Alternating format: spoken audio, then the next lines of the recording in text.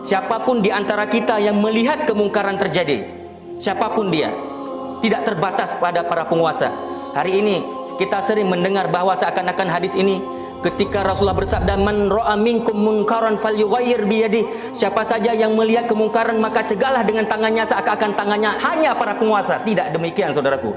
Para ulama ketika menjelaskan hadis ini, man ra'a di sini siapapun dia, bukan hanya para penguasa. Siapapun yang memiliki kekuatan, ketika dia menyaksikan maksiat, maka dia berkewajiban untuk mencegahnya.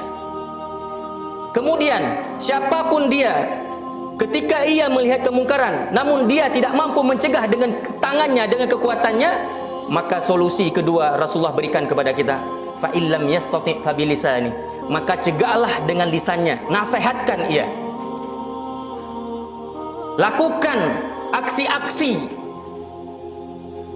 untuk supaya maksiat itu jangan nyaman di negeri ini. Cegah dengan lisan, dakwahkan mereka.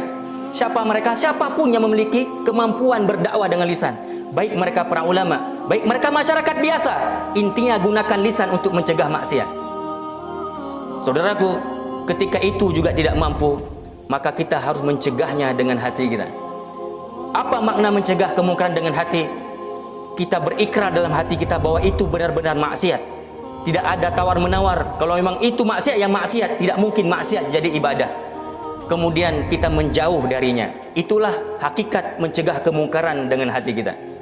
Namun pertanyaannya, saudaraku, ketika kita yang diberikan amanah untuk menjadi para penguasa di negeri ini, ketika kita telah diberikan kemampuan oleh Allah, mendapatkan ilmu dari Allah menjadi alim ulama, namun tidak ada satupun lagi di negeri ini mencegah kemungkaran, baik dengan tangannya, dengan kekuatannya, baik dengan lisannya, dengan dakwahnya. Semua pada diam.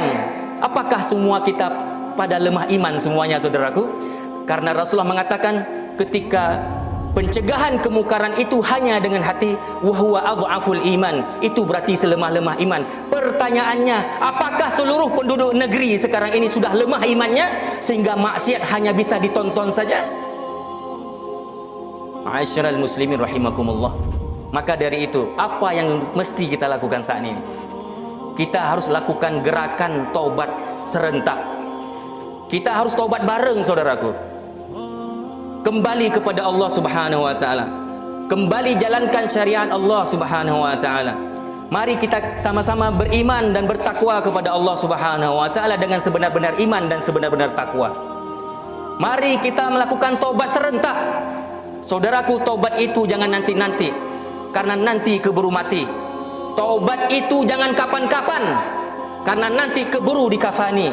Saudaraku, hari ini kita sedang berada di atas tanah, namun nanti pasti tanahlah yang akan berada di atas kita.